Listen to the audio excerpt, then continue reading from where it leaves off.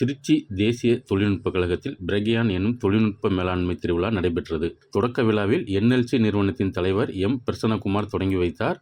இவ்விழாவில் சுகாதாரம் மற்றும் விளையாட்டுகளில் செயற்கை நுண்ணறிவுத்திறன் கண்டுபிடிப்புகளை முன்னிலைப்படுத்துதல், பயிலரங்குகள், பல்வேறு துறைகளைச் சேர்ந்த நிபுணர்களின் சொற்பொழிவுகள், தொழில்நுட்ப கண்காட்சிகள், திறந்தவெளி காட்சிப்படுத்துதல், குழு விவாதம், பொழுதுபோக்கு நிகழ்ச்சிகள் நடைபெற்றன. விழாவில் ரோபோரெக், பண்டோரா, பாக்ஸாலெட், மேனிக்மா, பைகாக், புரோனசிஸ் ஆகிய 7 நிகழ்வுகள் நடத்தப்பட்டது.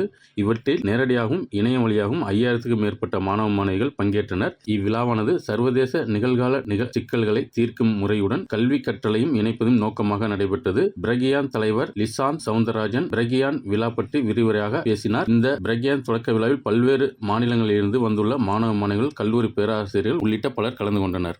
திருச்சி மாவட்டத்தில் 85% மேல் வாக்குப்பதிவு நடைபெற்றது. திருச்சி மாவட்டத்தை பொறுத்தவரை திருச்சி மேற்கு, திருச்சி கிழக்கு, ஸ்ரீரங்கம், மணப்பாறை, திருவரம்பூர், லால்குடி, மணச்சநல்லூர், முசிறி, துறையூர் என 9 தொகுதிகள் உள்ளன.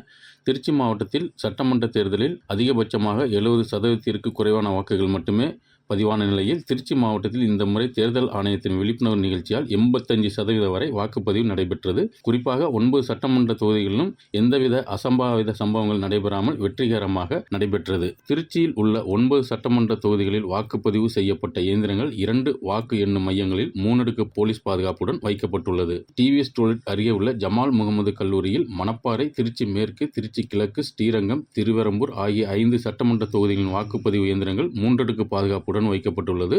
இதேபோன்று லால்குடி, மணச்சநல்லூர், துறையூர், முசிறி ஆகிய 4 சட்டமன்ற தொகுதிகளின் வாக்குப்பதிவு இயந்திரங்கள் புலிவலம் அருகே உள்ள தனியார் கல்லூரியில் வைக்கப்பட்டுள்ளது. கடும் வெயிலை சமாளிக்க இயற்கை பானங்களை அருந்த வேண்டும் என மருத்துவர்கள் அறிவுறுத்தியுள்ளனர். தமிழகத்தில் கடும் வெயில் தாக்கத்தினால் பல்வேறு நோய்களால் பாதிக்கப்பட்டு வருகின்றனர். இதனால் மருத்துவர்கள் விழிப்புணர்வு கொடுத்து பேசி வருகின்றனர். குறிப்பாக வெப்பத்தின் தாக்கத்தை தவிர்க்கும் விதமாக அதிக அளவு தண்ணீர் பருக வேண்டும். வெளியில் தேவையில்லாமல் செல்வதை தவிர்க்க வேண்டும்.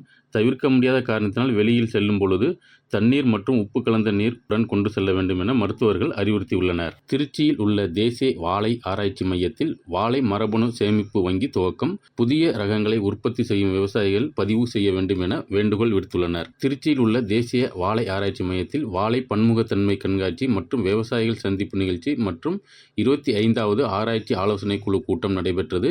இந்த கூட்டத்தில் டெல்லியில் இருந்து தாவர வகை பாதுகாப்பு மற்றும் விவசாயிகள் உரிமைகள் சட்ட ஆணையத்தின் தலைவர் டாக்டர் மகாபத்ரா, பதிவாளர் டாக்டர் அகர்வால் உள்ளிட்டோர் கலந்து கொண்டனர்.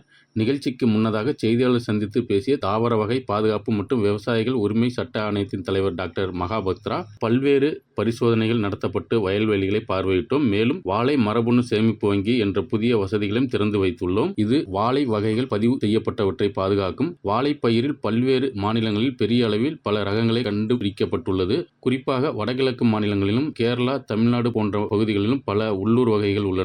வாழை ஒரு மிக முக்கியமான பயிராகும். இதில் அதிக மரபணு பன்மை உள்ளது. வேளாண்மை தோட்டக்கலை உற்பத்தி தொடர்ந்து அதிகரித்து வருகிறது. தற்போது 370 மில்லியன் டன் உற்பத்தி கடந்துவிட்டோம். இதன் வளர்ச்சி விகிதம் 4% மேல் உள்ளது. மேலும் வேளாண் மொத்த உள்நாட்டு உற்பத்தியில் 30% அதிகமாக பங்களிப்பை தருகிறது. இதில் பெரும்பாலானவை விவசாயிகள் உருவாக்கிய வகைகள். இவை விவசாயிகளிடமிருந்தே பாதுகாக்கப்படுகின்றன. ஆனால் இவை இழந்துவிட்டால் நிரந்தரமாக அழிந்துவிடும் அபாயம் உள்ளது. அதனால் இவ்வகைகளை பாதுகாக்க மரபணு சேமிப்பு அமைக்கப்பட்டுள்ளது. நாட்டின் முதல் முறையாக உருவாக்கப்பட்ட ஒரு அமைப்பாகும். இந்த ஜீன் வங்கியில் பதிவு செய்யப்பட்ட அனைத்து வகைகளும் பாதுகாப்பாக வைக்கப்படும். எதிர்காலத்தில் விவசாயிகள் பெருமளவில் வளர்க்க முடியாத போது அரசு இவ்வகைகளை பெருக்கி வழங்க முடியும். இத்திட்டம் இந்திய அரசின் ஆதரவுடன் செயல்படுத்தப்படுகிறது. ICAR அமைப்பின் வழிகாட்டுதலின் பல பயிர்களுக்கு ஜீன் வங்கிகள் அமைக்கப்பட்டுள்ளன. புதிய ரகங்களை உருவாக்கும் விவசாயிகள் அவற்றை பதிவு செய்ய வேண்டும். அப்பொழுதுதான் அவற்றை தொடர்ந்து பாதுகாக்கவும் மேலும் பெருக்கவும் முடியும். அவ்வாறு பதிவு செய்யும் விவசாயிகளுக்கு அரசு ஊக்கத்தொகையும் வழங்குகிறது. தமிழ்நாட்டில் நெல், வாழை உள்ளிட்டவற்றில் புதிய ரகங்கள் உற்பத்தி செய்யப்படுகிறது. ஆனால் அவை பதிவு செய்யப்படவில்லை. விவசாயிகள் இதனை கவனத்தில் கொண்டு புதிய ரகங்களை பதிவு செய்ய வேண்டும் என கேட்டுக்கொண்டார்.